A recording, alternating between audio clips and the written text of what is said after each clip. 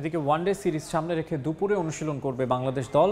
এই মুহূর্তে কলম্বোতে আছেন রিপোর্টার তারেক হাসান শিমুল। সরাসরি যাচ্ছি তার কাছে। শিমুল,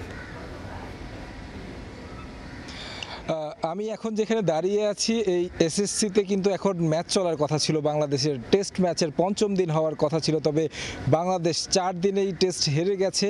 সেই সাদা পোশাকের ব্যর্থতা ভুলে বাংলাদেশের সামনে এখন রঙিন পোশাকের সিরিজ। এই সিরিজ শুরুর আগে যে পরিস্থিতিগুলো তৈরি হয়েছে মাঠের বাইরে, সেগুলোর কারণে আসলে খুব স্বাস্থ্যকর একটা অবস্থা যে আছে ড্রেসিং রুমে সেটা বলার উপায়ও নেই, কারণ নাজমুল হোসেন শান্ত গতকালকে টেস্ট শেষ করেই কিন্তু ক্যাপ্টেন্সি থেকে স্টেপ ডাউন করেছেন। তাকে ওয়ানডে অধিনায়কত্ব থেকে যেভাবে সরিয়ে দেওয়া হয়েছে সেটা তিনি আসলে ভালোভাবে নেননি। তিনি না বললেও আসলে জিনিসটা আসলে বোঝা যায় কেন তিনি এরকম সাদা পোশাকে দারুণ পারফরমেন্স করার পরও দলের অধিনায়কত্ব ছেড়ে দিয়েছেন। তিনি আসলে যেমনটা বলেছিলেন যে দলের ভালোর জন্যই তিনি অধিনায়কত্ব ছেড়েছেন, যদিও বোর্ড এবং ক্যাপ্টেনের মাঝে একটা ফারাক আমরা আসলে দেখতে পাচ্ছি। বোর্ডের পক্ষ থেকে কথা বলেছেন নাজমুল আবেদিন ফাহিম, শান্ত যেমনটা বলেছেন, বোঝা যাচ্ছে যে আসলে এই জায়গায় একটা দুই পক্ষের মধ্যেই একটা দূরত্ব তৈরি হয়েছে। এবং ওয়ানডে সিরিজ যখন শুরু হচ্ছে তখন দুই ক্যাপ্টেন থাকবেন একই ড্রেসিং রুমে। নাজমুল হোসেন শান্ত, যিনি আগে সবশেষ ওয়ানডে অধিনায়ক ছিলেন, তাকে সরিয়ে মিরাজকে দেওয়া হয়েছে। শান্তর ভেতরে এই মনোমালিন্যতারা আসলে কাজ করে কিনা সেটাও আসলে একটা বিষয়। তবে বাংলাদেশ দল রঙিন পোশাকে পছন্দের ফরম্যাটে নামবে।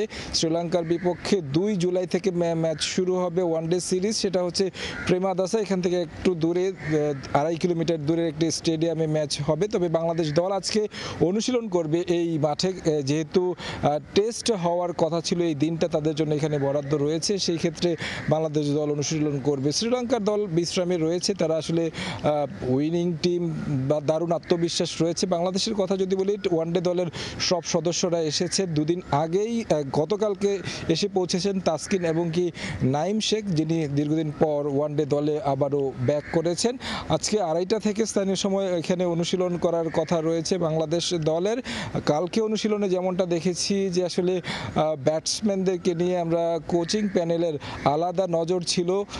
তানজিদ হাসান তামিমের কথা বলতে হয়, পাশাপাশি শামীম পাটোয়ারির কথা বলতে হয়, তিনি লোয়ার অর্ডার কিংবা শেষ দিকে ফিনিশিংয়ের কাজটা করে থাকেন। তারকে নিয়ে কোচ সালাউদ্দিন সিমন্সরা আসলে কাজ করেছেন। পাশাপাশি বোলার যারা রয়েছেন তানজিম সাকিব, মুস্তাফিজ, তারা অনুশীলন করেছেন। আজকে তাসকিন যোগ দেবেন অনুশীলনে। পাশাপাশি বলতে হয় যে বাংলাদেশের এই রঙিন পোশাক অর্থাৎ ওয়ানডে ফরম্যাটে সাম্প্রতিক সময়ের যে পারফরমেন্স আমরা দেখেছি, সবশেষ সিরিজটাও কিন্তু 3-0 ব্যবধানে হেরেছে। বাংলাদেশের এই যে নতুন যোগ শুরু হচ্ছে মিরাজের অধীরে, সেক্ষেত্রে কিন্তু তিনি এর আগের সিরিজটাও নেতৃত্ব দিয়েছেন শান্তর পরিবর্তে, সেখান থেকে সুখকর স্মৃতি নয়। তবে টিম ম্যানেজমেন্ট প্রত্যাশায় আছেন যে মিরাজের হাত ধরে নতুন শুরু। তো আমার কাছে এই ছিল সবশেষ খবর কলম্বো থেকে। কলম্বো থেকে যুক্ত হয়েছিলেন রিপোর্টার তারেক হাসান শিমুল।